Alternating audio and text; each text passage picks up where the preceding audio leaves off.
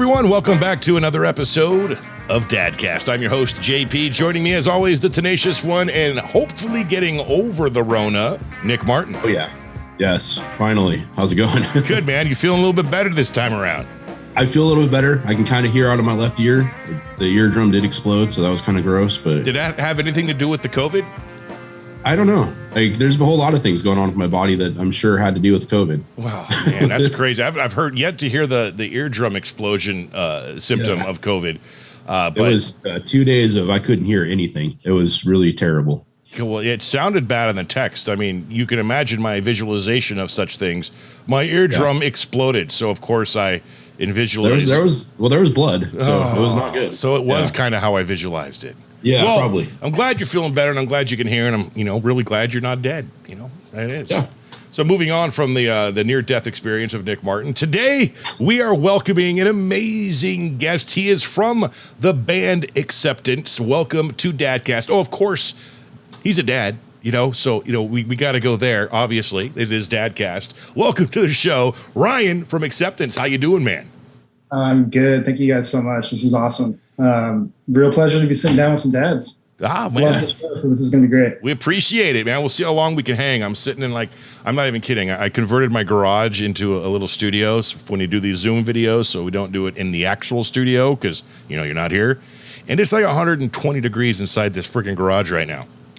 It's a really nice garage, though. It's like $1 million studio. It is. Without you forgot the air conditioning. Yeah, duh. Here we are in Oregon. I should probably sue that contractor and be like, how come you did not allow me to get AC in this beautiful studio? Jesus, you can't bring anyone in here. 12 acoustic guitars, but no AC, right? $500,000 board back there. We're good. No. So Ryan, you gotta cut costs somewhere. I get it. You got to cut costs somewhere. Ryan, the premise of Dadcast, if you are unaware, is we do our best to talk all things dad, our journey, our path, our adventures in being dads. Now, of course, we do tend to go off the rails on our shows, and by tend to every time. So don't be shocked when we steer off the path of dad and maybe talk about you and your band and everything few and far between. Now, obviously, rite of passage. First question we have to ask you, even though we already know the answer, are you a dad? Sure am. Yep. Awesome. And how many kids, names, ages, all that good stuff? We want to know. You want the whole deal. So, yep, brand new dad as of 18 months ago. Oh. Got a young boy named Wyatt Ryan. Wyatt Ryan. Now, I can see in the background you're also a doggy dad. Yeah, that's been a new thing. I've been having to... So, prior to Wyatt showing up, you got the pet parent thing, and right. People really buy into it. And I was kind of gung ho in that train, and then you have a kid, and then it's like, oh, you're not. I mean, it's hard to call yourself a pet parent in the same in the same sense when you're rocking with a little real human. But yes, dog dad as well. His name's Bishop. Super active, as you can tell. That dude's been with me for a clip. We've been through a lot of shit together, so it's awesome to see him just having a great time enjoying the podcast as well. So Wyatt, so you're first time dad with Wyatt, who's 18 months old, so you're still rocking the baby? Mm-hmm. That is amazing. So 18 months. So I'm assuming Wyatt has just begun to walk as of a few months ago, give or take?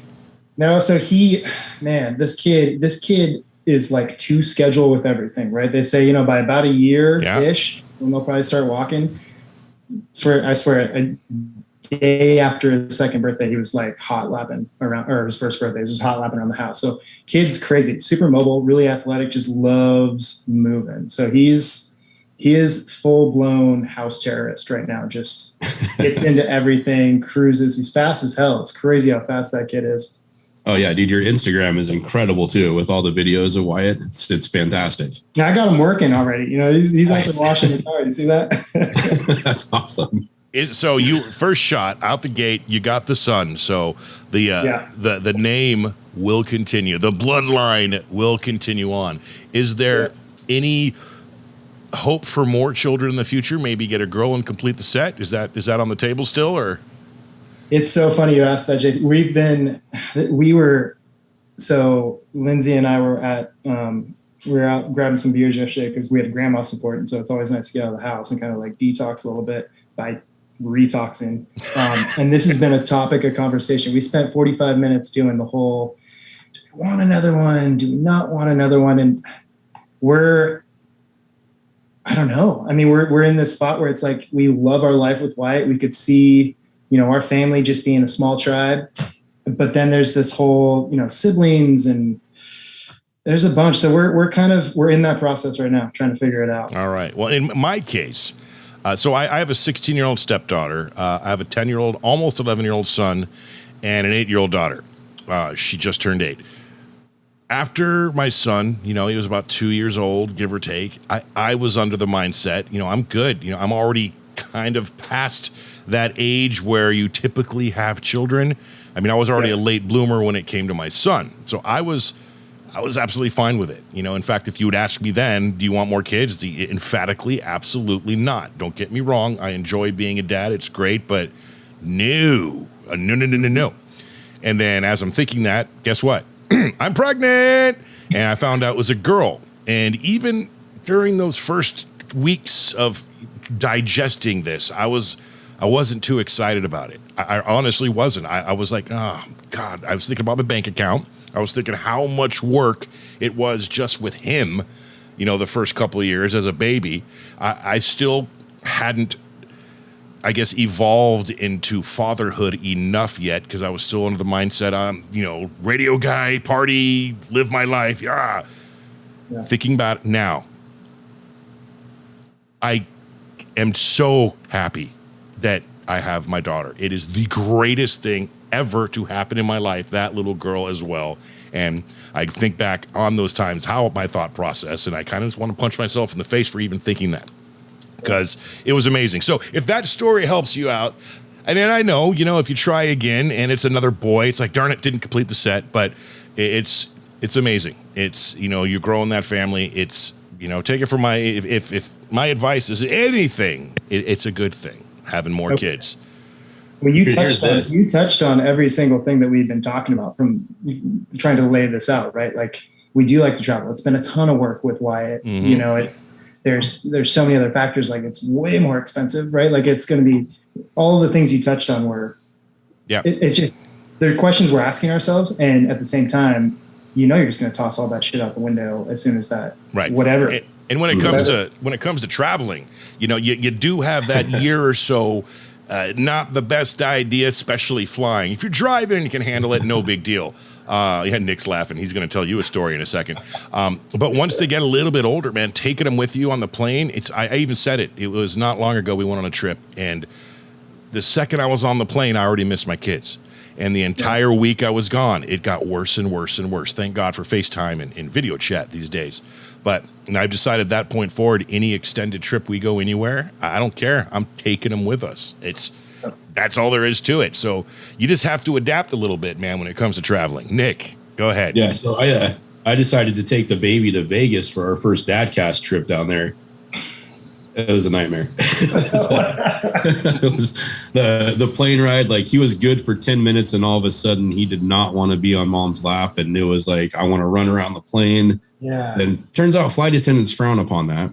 So, Really? Yeah. Yeah. And then just trying to walk around Vegas with thousands and thousands of people looking at your baby. You're like, holy shit, is he going to get kidnapped? What's happening here? Totally. It's rough. My favorite quote from Nick during that time was, I've come to Vegas and partied in my 20s. I've never felt worse than coming to Vegas with my baby. It felt like I partied 2 times as hard in my 20s, having a baby here in my 40s, and he didn't even party. I didn't even drink 1 drop of alcohol, like nothing. I had water the entire time.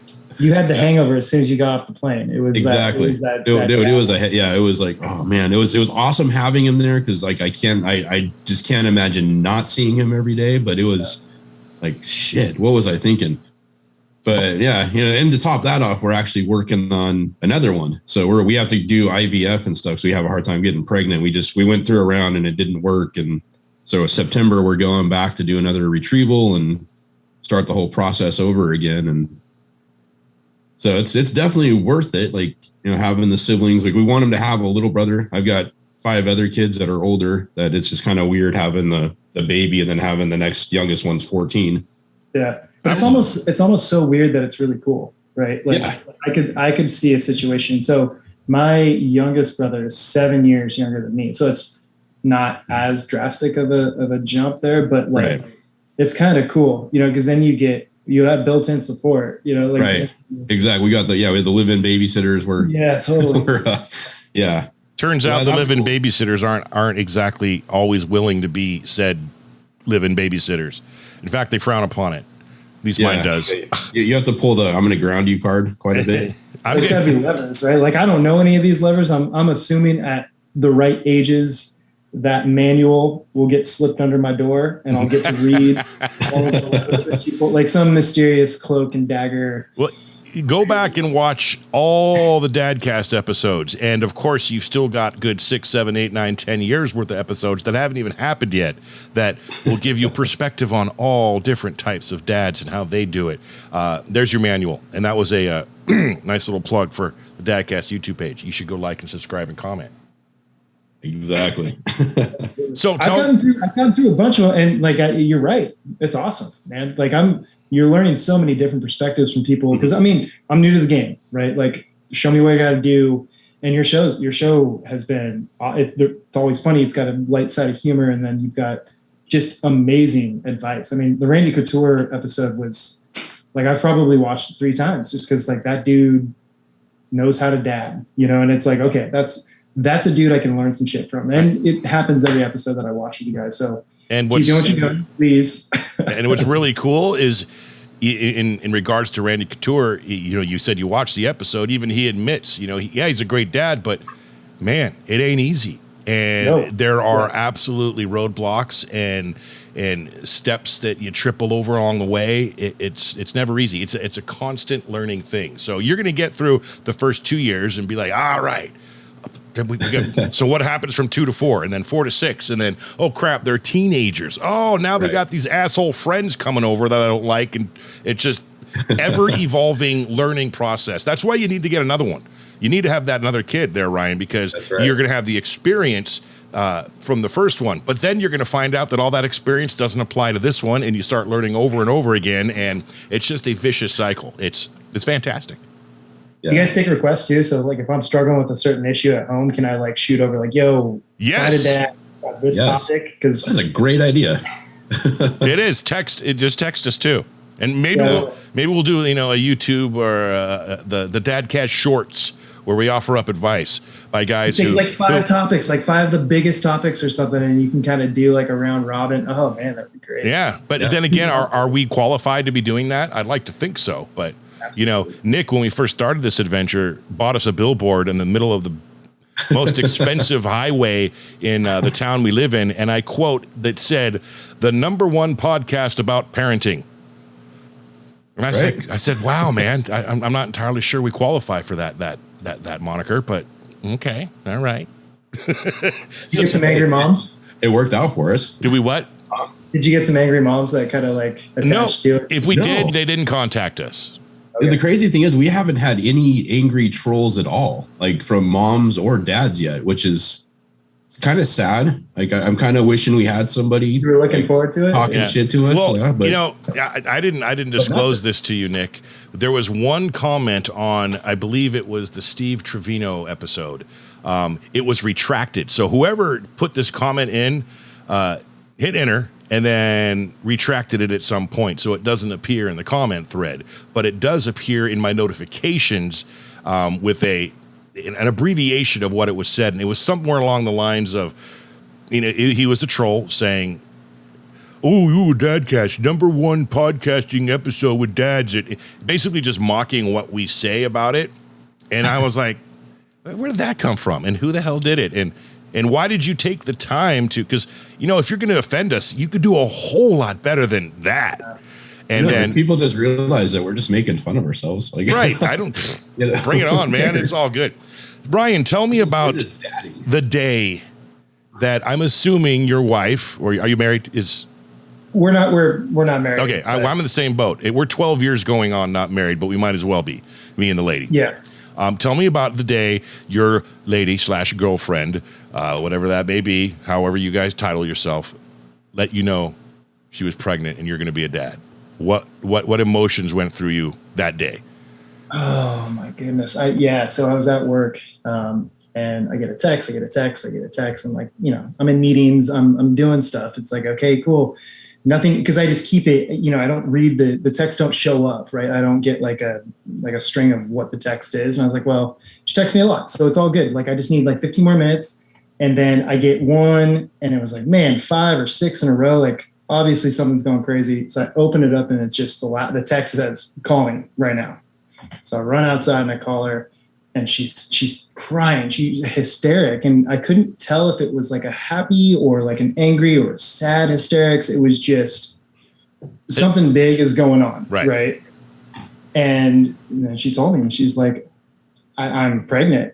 And it's not like this wasn't a planned thing. I mean, we were like, okay, cool. We're going to start trying for our child. And we just didn't think it was going to take such a short amount of time. It was really a first pitch walk-off home run, right? Like, right. Like the weekend we were like, okay, cool. Yeah. We're like, we can't wait to do this. We just expected it was going to take a long time. I'm older. I'm 30. Well, I was 36 at the time. I just felt like it was going to take a long time. Right. And so I don't know if she was caught off guard with how quickly it happened, but when that moment hits, obviously it's like, you can draft up your best plans on paper, and then shit gets real quick, real fast. Right? You're playing 2-minute ball at that point. And so answer the phone, and she was just kind of hysteric. And again, I couldn't tell if she was happy or sad or just scared or terrified. Turns out she was all of them at the same time. Yep. And I had the biggest smile on my face. I'm got goosebumps right now just thinking about it. I just said, I love you so much, and I cannot wait. And then we talked through, and she's like, well, are we ready? And it's like, we weren't ready when we decided to start. You know what I mean? Like, here we are. You're never going to be ready in the sense that you think you should be ready. And that's the whole point. That's kind of the trials, right? Like, that's the first passage. I mean, again, I've only been in this 18 months, but that was the first passage, right? Like, the first obstacle you kind of have to get through. Like, it's real now, and what are we going to do? But man, that incredible day, that and the day he was actually born, I think, are two of my favorite days. Yeah, my youngest is 8. We're still not ready, so don't worry, it's okay. I don't think it doesn't go away, right? Like, that's a thing. My oldest is 22, and I'm still learning, so it's ever evolving. This thing called dad. Oh, it's amazing the shit that these kids come up with too. Like, you think you've got something figured out, then all of a sudden it's a whole new ball game the next day. You're like, God damn, how did that happen? Yeah, totally. Yeah, so that's what you get to look forward to. Enjoy these months and years for you, Ryan, may seem, and I'm speaking out loud now, may not be difficult at all, but being a new dad and, doing diaper duty and waking up in the middle of the night, not getting much sleep, these are actually the easy years. Yes. Once they hit that age of reason, about 7 years old, and they can start putting things together in their mind and, actions and reactions and just kind of, becoming a little bit more independent. And as the years go along, depending less and less on the parents, that's when things get really weird. And it's a case by case basis. Most of the times it's easy, but the crazy thing is, as they get older, they start driving, and then they're more independent. So you're constantly worried: is my kid going to get in an accident? Mm-hmm. My oldest is in the military. It's like, is he going to die? What's going to happen? It's like you can't protect them like you can when they're 1 and 2, and when they're just little and they need you all the time.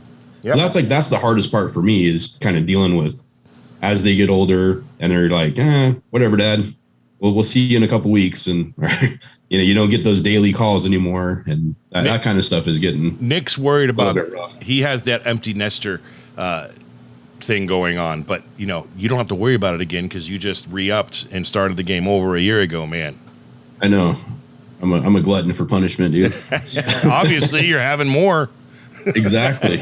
Or trying to, at least, and we're rooting for you, by the way. Hey, so you said there's 2 days, the day you found out and the day that Wyatt was born. By the way, great name. Anything to do with Wyatt Earp in the Old West, or was that just Well, okay, so a little bit. So, I mean, I'm going to tip my hand a little bit. So my favorite movie of all time, I watched it for the first time when I was 4 years old with my dad, Top Gun, hands down. I religiously watch it.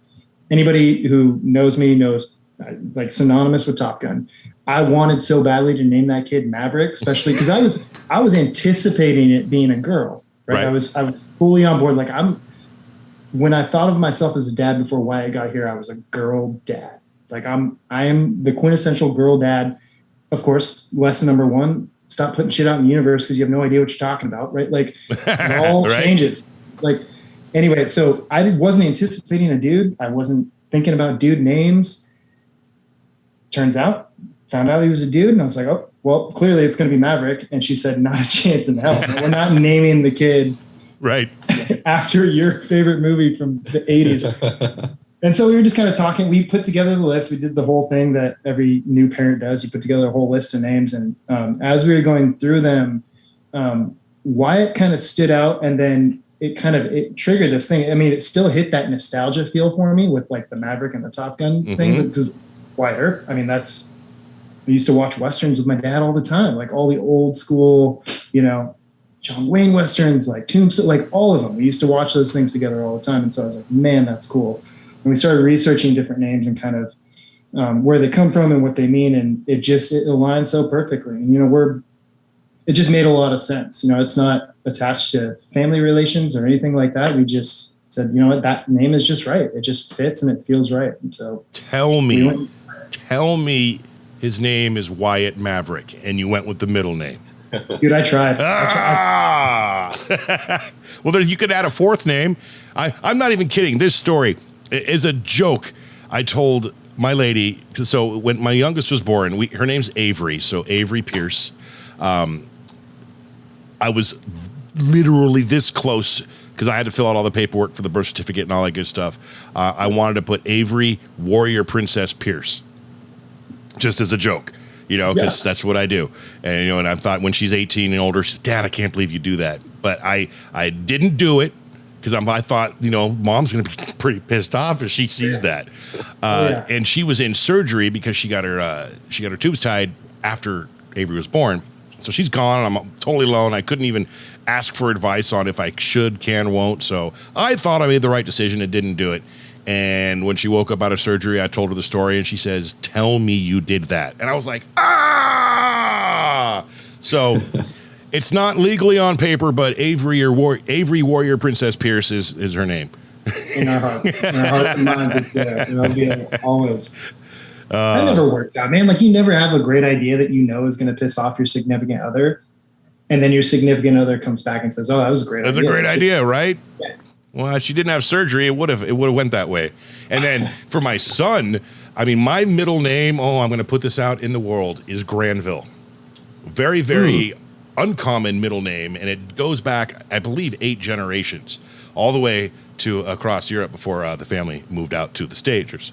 And I just assumed it was going to be, my son's going to have Granville. I got to keep that thing going. And while Sawyer was in Mama's belly, my dad passed away, and his name was Lane. And I'm like, you know what? I'm going to change this thing up and honor my father, who never got to meet his firstborn grandson.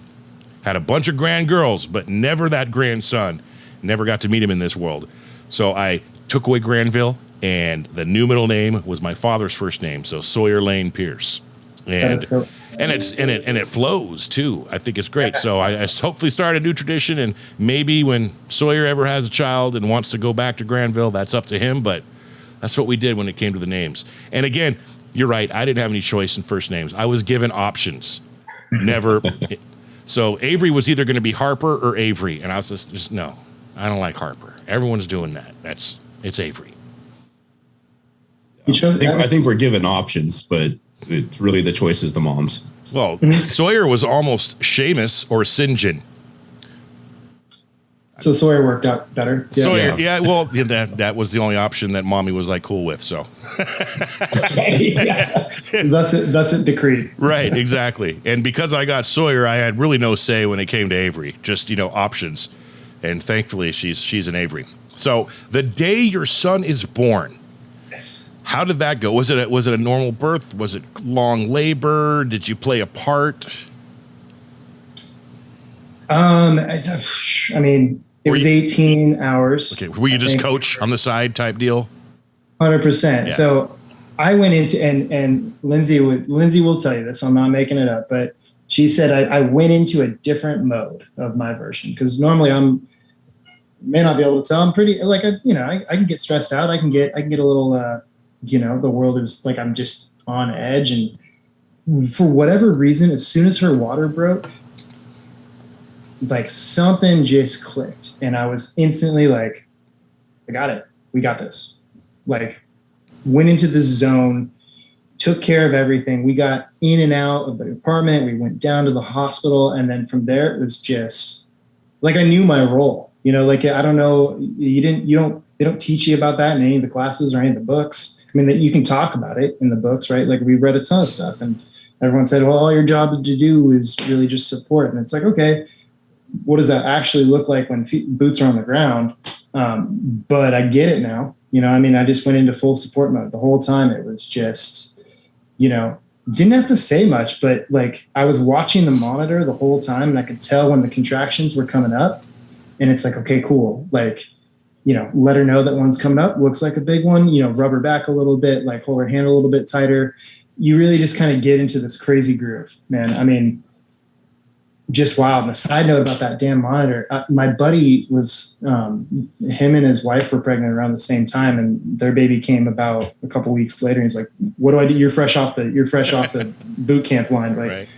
What should I be worried about? And I said, be very careful with that monitor, right? Because you're so worried about everything going right. So you're watching, I mean, from my perspective, you're watching the heart rate from both mom and, your baby, and you can see things that, are going to happen with the contractions and everything. And you can kind of get sucked into it a little bit and get yourself kind of pushed out of the moment. So it was just this whole balancing act of, how do I support her? Because this is the worst job ever right now, for her. Like, you can tell, like, that's a day's work where you're, oh yeah, you know what I mean? Like, nothing I could ever imagine. So how do I plug in? How do I be what you need at the right time? And so I think it's just being a good teammate, right, with your partner, and knowing how you can be what you need to be for her. And so, but man, I was glass. I was just glass on the outside. The inside, I could, like, a wreck. I don't know how how anything got kept together. I'm sorry, that's a long way. I'm just. Oh, good, man. Good stories. We're storytelling here, man. Good stuff. Yeah, for sure. Wow, yeah, those were crazy days for me as well. My second, the daughter, she was a water birth. So mama was literally on all fours in a giant spa, and I caught her, if you want to call it, when she came out, and she looked like a little purple Asian boy. That's gotta be that's crazy. She didn't end up looking like that eventually, but right instantaneous. I mean, I was the first person to see, and she got to see in the world, and it's usually the doctor or even mom. Yeah, I got basically right there the first time. It was an amazing experience. You talk about chills. Woo! Yeah, that was the first one.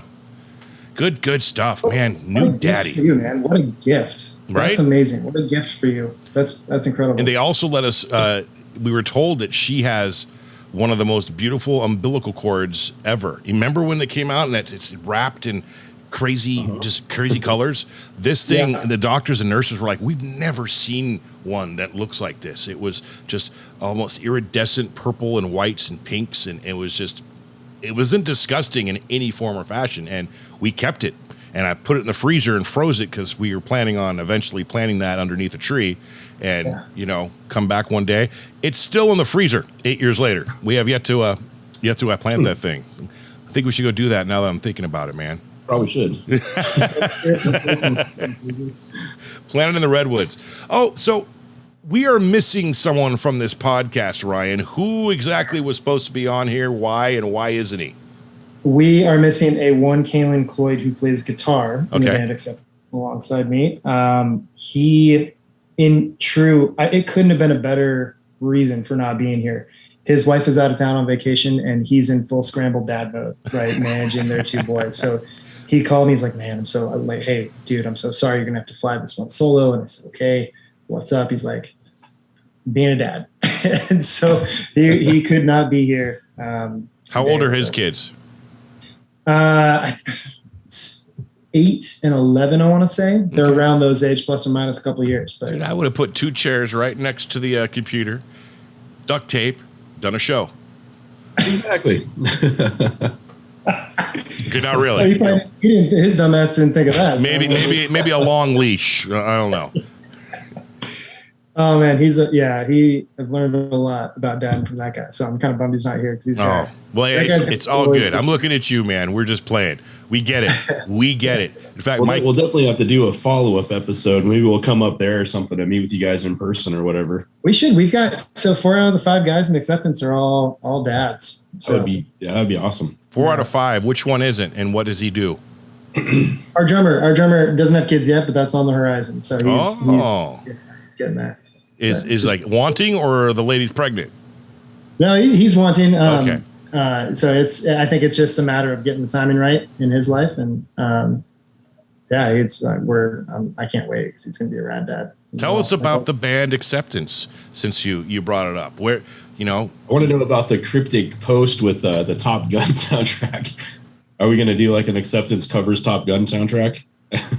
Well, okay, so Slider, you stink.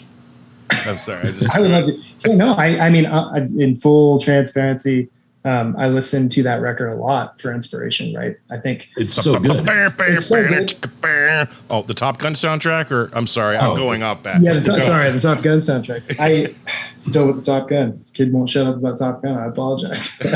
No, we've been doing the 80s. The 80s had something very, very specific to it musically that. For me, it's not even nostalgia. I think it's just it's a pinnacle of like incredible songwriting. I thought they were called synthesizers. Well, there were, but there was 80s metal bands that were doing rad shit. The song structures, like chord progressions, like all of that stuff was just so cool. It didn't matter what genre you were listening to, whether it was like anything from the pop side of it to the heavy metal side of it to sort of like that John Waite weird, I came from punk rock, but now we're doing like radio punk almost. Like it any genre you look at in the 80s, like everything was cool about it. And so, the last few records that the band has done definitely took a lot of influence from the 80s. We're all older guys, so like that was kind of an influential period of like, when you're a kid growing up with a guitar in hand or whatever, and you hear something that's super cool, your parents are listening to something that's super cool, it's like that kind of sticks, right? You don't really get rid of it. And I think for a lot of us, the 80s have that thing to it. And so we've done our best to pull in a lot of different influences on these last few records. I would definitely say Colliding had a bunch of the 80s influence on it, for sure. Yeah, so that was like a total like Phil Collins, Peter Gabriel. We were super into like just that side of the 80s, and this one I'm thinking for the next one, Kaylin actually came over and we had a few beers, which is when I do all of my best thinking. And we were kind of talking and game planning, like, if there is another record, Nick, what do you envision for it? And so we just started throwing out ideas, and I instantly do the thing I always do. I'm like, Top Gun soundtrack, start listening to it and listen to it with open ears. And like, you might start listening to me a little bit more. So we're starting to kind of game plan and think about what, another record might possibly look like if we were to do it. Nick knows better than anybody. We take forever to do anything. So it's all good. It's worth it though. It's definitely worth the wait. Sure. The last one was hands down my favorite record you guys have put out. Like the writing on that was freaking incredible. That was a really personal one. That was a lot of fun. And I think of all the records we've done, and if people listening to the show haven't heard of us, it would be a pleasure if you went back and checked some stuff out. But the band started in the early 2000s, and we put our last record out last October. And so we've been kind of doing some stuff sporadically over this 20 odd years of time. But that last one, Wild Free, was definitely the most organic, I think, of all the records we've done. We again, all of us being dads, all of us going through a ton of crazy, weird, sometimes heavy, sometimes the most joyous life shit. All of that stuff got put into this record. Like, it's so personal. Like, they're all attached to very specific and very real situations that we've all experienced. And so that last record it's got a special place in my heart. So it's definitely one of my favorites. Thank you. It's good. Inverted. Yeah, sorry. So JP, you understand? For the rest of this episode, I'm going to throw down Top Gun freaking things. Just see how quick you get them. You want to go down that road, buddy? I'm going to take you down. Are you excited for Top Gun 2? I mean, come on, this thing's done. It's finished. Whenever they fucking release it. I know. It's been done for like 2 years. It's all good. It's all good. It's usually Nick who drops the F-bomb like every 4 episodes. The hype has got it. It's like it's killing me. So we're dads. We're men. It is fucking K. Yes, thank you. So JP, so I actually met Ryan through his other band. Hold on. We're talking about Top Gun 2 for 1 second. Dude. No. Like Tom Cruise, like how they shot those. Yeah. Those, it's insane. Like it's going to be so good. Let me, man, was 85, 86, right? Top Gun? Yep, 85, 86. I think it's 86. So 86. I was 12 years old the summer of 86 when I was 11, about to be 12. I saw that movie in the theater and in Sonora, California, where I spent all my summers at grandma's house with my buddy Jason, who shared the same birthday as me, bringing back all these memories I haven't thought of forever. But we went back, I'm not even kidding, 7 or 8 times to watch the same movie over and over again because we love Top Gun that much. That is what inspired me to want to become a pilot when I was a kid. Turns out that never happened, but that's literally what I wanted to be. And then marijuana turned out in high school, and well, that was way more fun. But at the time, though, right? It inspired me to join the Navy so I could hook up with hot chicks. That too. But and then the other movie of that summer, or may have been the next summer, but was Back to the Future. That came out right about the same time, and that's another one of the movies that we saw up this summer. But yeah, it's a great flick, man. You got no issues on your choice of favorite movies of all time, right there. Thank you. Yeah, it still holds up. It's I can't wait for Wyatt to get a little bit older. So we're a little bit weird. We don't do screens. We're trying to hold off as long as we can before we let him have screen time. Right. Aside from like very short increments when Dad's watching UFC, he's allowed to because I don't want to worry about anything else. So you're a big fan of UFC. What's that? You're a big fan of UFC. Oh yeah, huge fan. I wonder if we could get him to come down, Nick. Huh? Get him to come down. We're actually planning on a couple of different things. We're doing, hopefully going to Vegas in August, and we're going to set up our date next week. Actually, on that, we're setting up our podcast interview table inside the Octagon to interview a bunch of the dads who are fighters with Tough Enough in Vegas, which is like the UFC minors, and hopefully Uriah Farber, Forrest Griffin, dropping names, will be coming on the show, possibly showing up there and doing it, and. Yeah, we got a lot of fighters coming on the show soon. You got the California Kid coming up? Yeah, we're working on it. We don't have it confirmed yet. Yeah, we're working. And Josh Berkman, we just finished. Yeah, that sounds like, and he's going to actually finish me in Vegas. Nick's going to fight him. It's going to be an exhibition fight. And Nick's going to get the shit kicked out of him. I can't wait, man. It's going to be so much fun. You are dipshit. I can't wait to watch that. I know. I love you, buddy, but that's going to be fun as hell. I know. It's going to hurt, but whatever. It's worth it. You know what, Nick, man? You might surprise. Just don't let him, just cover that face and don't let him take you down. Well, hey, I've been training hard, man. And if he does take you down, use your weight to your advantage. True. Minus this COVID thing, I've been in the gym every day, except for the last 7 days because of the stupid quarantine. But but you're throwing weight around, man. Are you training to fight? I'm CrossFit training, and I'm doing some jujitsu, just so I have a little bit of knowledge. Can you imagine if he's taking it easy and you don't, and you get him in a position and he's like, "What the fuck?" And I win. And why? Let's not. And then Dana White gives me a contract, and I say, "Fuck you, Dadcast." And then we have a blockbuster for next year. Like, Bumpy Brakes. It's like straight out of that movie with the friggin' He was a teacher, and he went to UFC. Kevin. Oh yeah, Kevin. Yeah, Kevin. James. James. Yeah, this is literally shaping up to turn into that movie, dude. I know. I'm about his same body shape too, which is great. But anyway, my point is maybe you could make it down for that, Ryan. That would be fun if you're a big fan. I will. If you can get me in the doors, man, I'll get down there and bring the family and the kid. You know. Yeah. Just leave the lady and the kid at the hotel though for that part. True. I got to say though, Ryan is probably the smartest guest we've had as far as screen time with the kids. Man, I'm stuck watching freaking Cocomelon nonstop with my little guy. It's fucking terrible. Dude. Screen time that can be debatable, man. Like, I'm not gonna parent shame. Like everyone does what they need to do and what they think is best for kind of managing their life and raising their kid. We just made a decision, and it's, to be honest, like let's be very real. We both work from home. You know, wife and I, we're both here in home working. We're with him all the time. He has grandma support that comes over. He loves going outside, and so managing the screen time is really easy. It's not. We're so fortunate and blessed to be able to decide that if we want to, and if you don't and you can't, then hey, there's no. I don't know.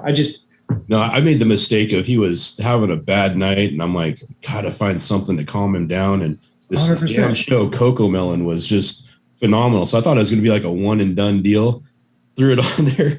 And shit you not, the last 6 months, it's been nonstop Cocomelon. Like he gets up in the morning, he sees a little JJ kid on there. He's like, oh my God, Dad, it's Cocomelon. Yeah, like he's hooked. He's got it. But hey, that calms him down, man. That helps you be a better parent at the end of the day. Maybe it's going to teach him manners. It might teach him how to sing. I don't know. Totally. We're getting there. I mean, we talked about 2 years old. Like we would love nothing more than for put him down in front of Sesame Street or something or whatever. Super educational and maybe interactive. Well, I mean, Top Gun would be a good starting point. That's they'll teach him some life skills. Yeah, like I told you, I got axed on naming a Maverick. So like, good luck with that one. You can call Lindsay if you want. Have that conversation. Yeah. I keep pushing for like G.I. Joe and Transformers. I'm like, dude, you got to get into something cool. You're embarrassing me. I couldn't be happier. This is amazing. Right in the wheelhouse. Oh man, you guys.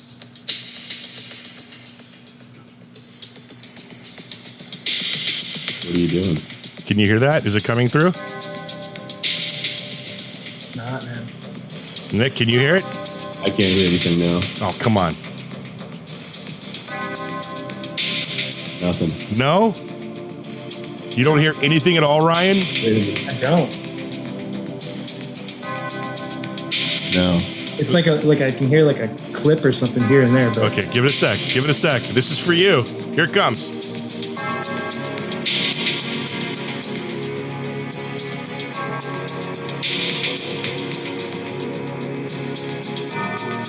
Sounds like robots. Let me fast forward a little bit. Oh, this is a long build, isn't it?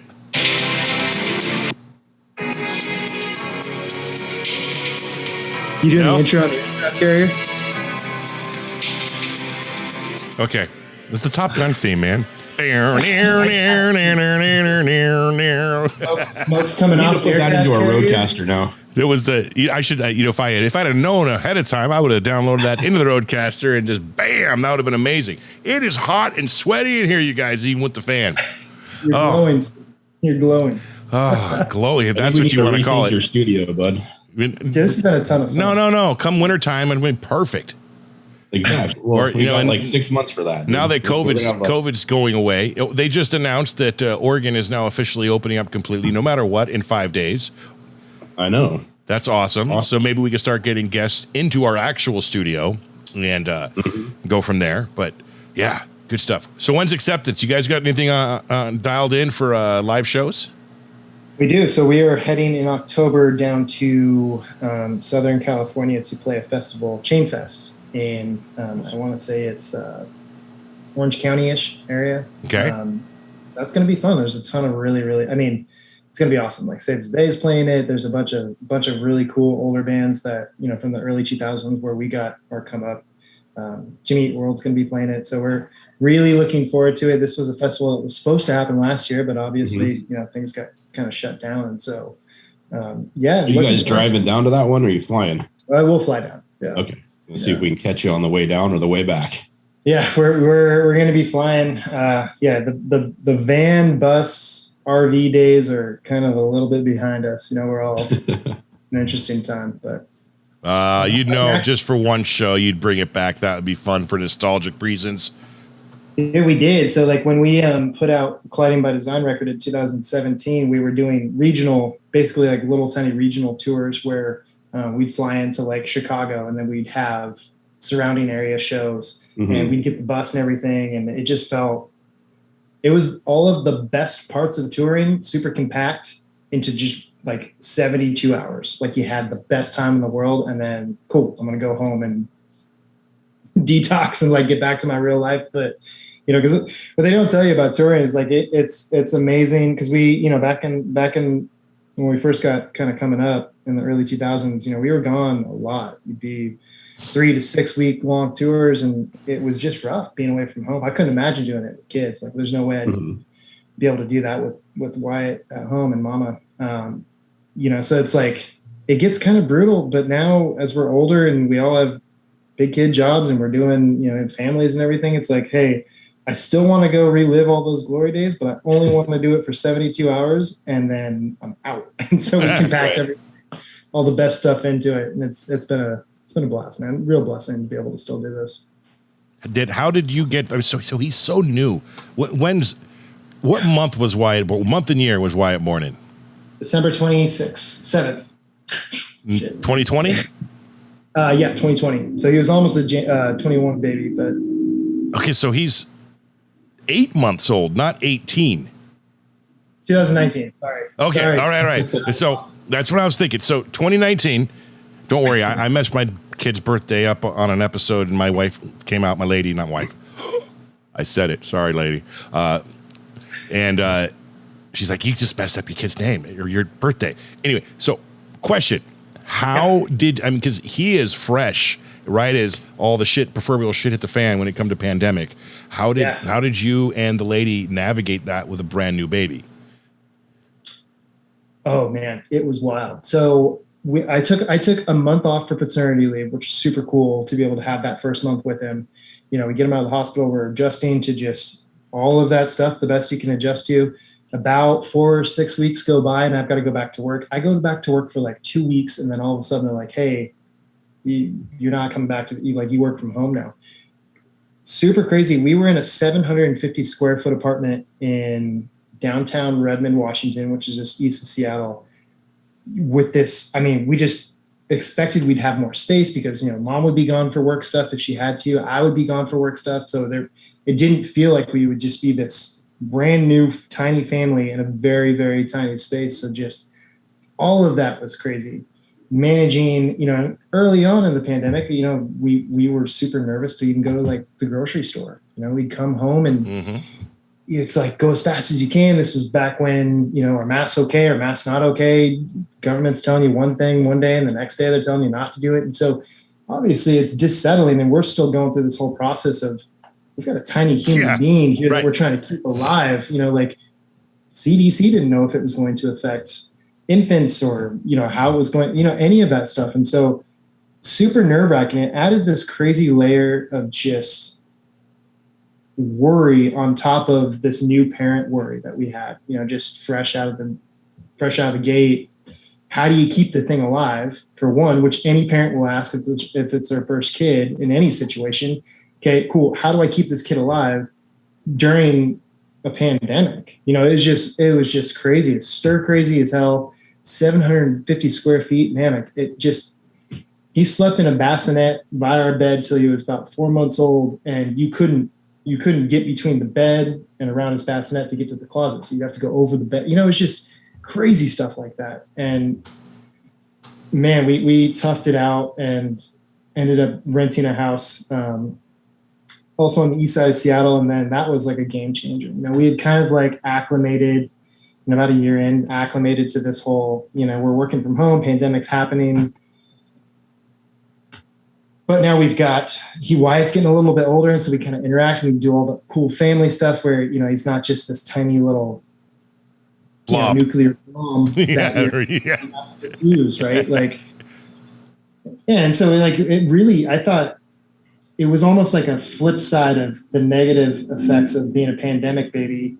We actually just came to appreciate how much time we had with the kid and watching him do everything day in and day out. Every minute of the day, we were eyes on, and that part of it really became a blessing, especially when we had more space. He had a backyard. He was starting to get into shit and loved his little kiddie pool during the summer. And, we just had this weird transition from the start of the pandemic where nobody knows what's going on to we know what's going on with the pandemic and we don't give a shit. We have our family here and we're just happy to be where we're at, and now things are opening up and it's been great, over the last, I'd say probably 4 to 6 months, we've been, taking him out a little bit more, and it's been great. We love going to breweries. His favorite thing is sitting outside in the stroller while mom and dad have a beer or two and just observing, just people watching and everything. And so we navigated it for sure. And we got through the other side. And I think there were blessings and there were struggles along the way, but personally, just being able to be home with him and understanding how big of an opportunity that is, and not a lot of dads get that, to be there day in, day out, every single day. That's such a blessing. I don't want to take that for granted because, yeah. All right, how I haven't long-winded. No, again, I love long-winded answers. That's a beautiful thing. It's less talking that you need to hear from this guy's voice. Because Nick hardly ever talks. Someone's got to do it. So good job, Ryan. How do you pronounce your last name? And before you answer that question, I'm going to make an attempt at it. Everyone loves to. Yeah, go for it, man. It's because it's intimidating. I haven't attempted yet in the episode, but all right. Okay. Zwiefelhofer. You did it. That's how I pronounce it, for sure. Nailed it. All right. Ryan Zwiefelhofer. I'm going to ask you a series of questions that are random and quick because we're getting real close to the end of this podcast. And Nick, at any point in time, if you have a question too, jump in. These are fun, off the beat, quick questions, and I literally think of them as we go. Favorite movie of all time, not Top Gun, not in the 80s, go. Braveheart. Oh, didn't get all this stuff for nothing. I should have remembered the rocks. Okay, I got one. Are you going to bring Search and Rescue back? No. Damn. I'm quick, man. Sorry. You want me to deliberate on that? No way. Not a chance in hell. I've only got a limited amount of time. Favorite band of all time? Favorite band of all time? M83. Ooh, that's a good one. Yeah.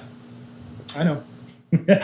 What's the one concert you would attend from any artist, living or dead, if you have the choice? Oh, man. Only one, unless there's 3 of them at a festival.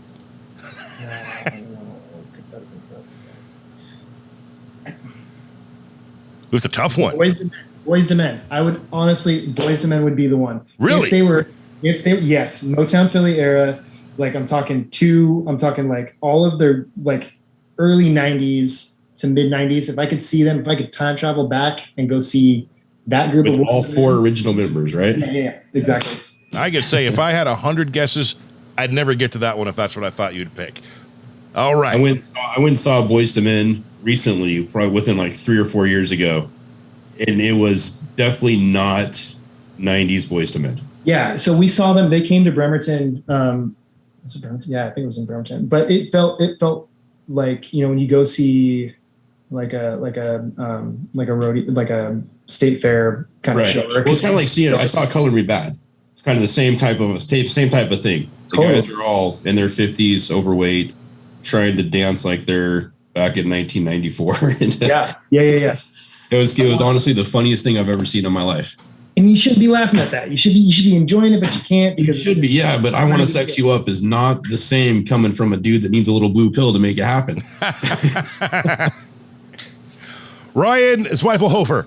Yes, you are sir. trapped on an island in some crazy Twilight Zone type scenario where you have your own personal chef but can only cook one thing for the rest of your life. What are you eating? Okay, well, I'm kicking the chef off because I don't need him. I cook a lot. I'm good at it. I've got my grill, and you have no arms.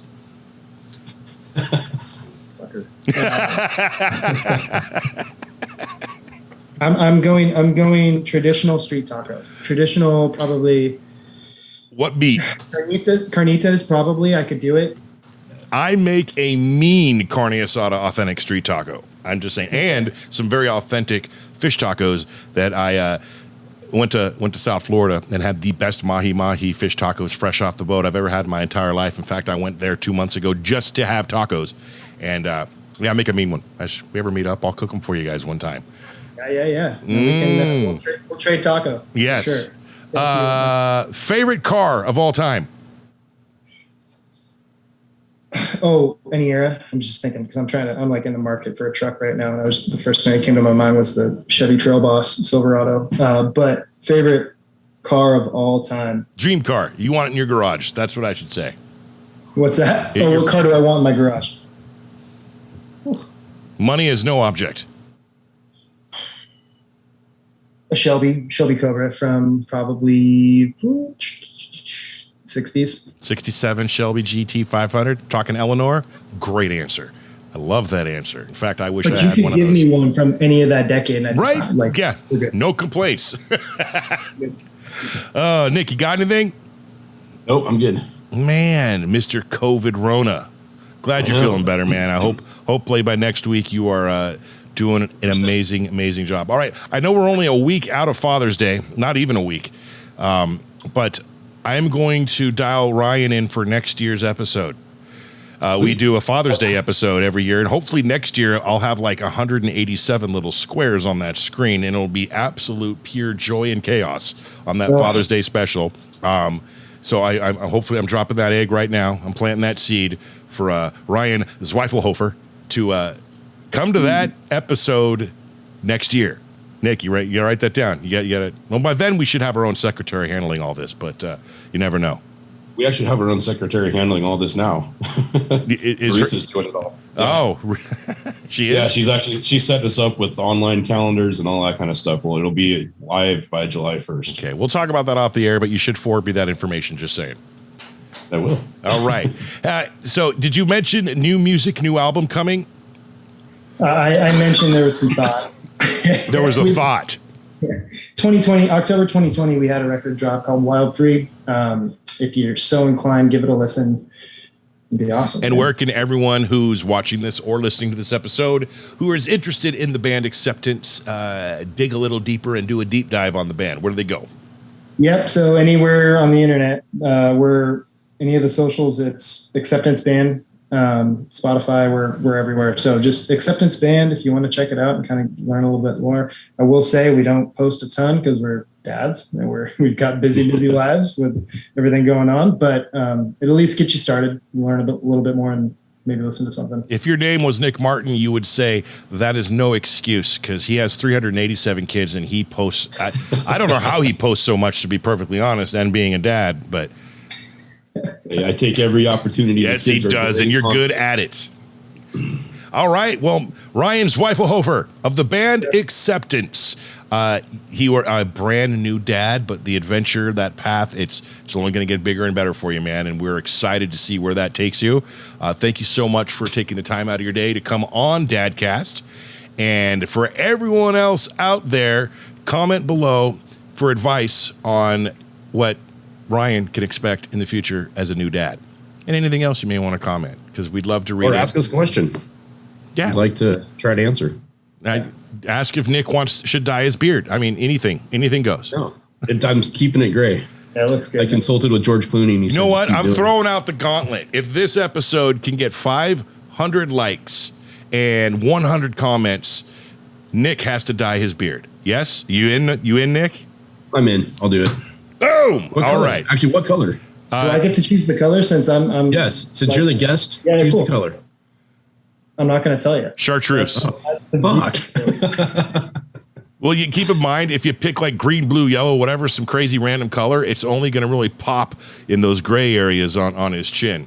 So that may That's be, right. I was just going to dye it your natural color, but if you want to go crazy and Ryan wants to chartreuse you up, man, I'm in. No. I'm thinking just something that like looks like you definitely dye it, but you're not trying to dye it. One of those things, like the contrast a little bit off, like where you look at it and you're like, something ain't like, right. who are you fooling, dude? Like you're not fooling. Where I took it a little too dark. Yeah, like something that's gonna make a conversation happen for you in the grocery store or something where somebody's like, hey man, like give it up. Like, what do you, I don't understand. Right. But yeah, it's way more nefarious than trying to go multicolored. No, it's going to be brutal. Yeah. I can't. So once we hit that milestone, we're going to message Ryan and we'll figure out what color that's going to be. I love it. All right. Ryan Zwiefelhofer, Band Acceptance. Again, thank you for coming on Dadcast. You've been an amazing, amazing guest.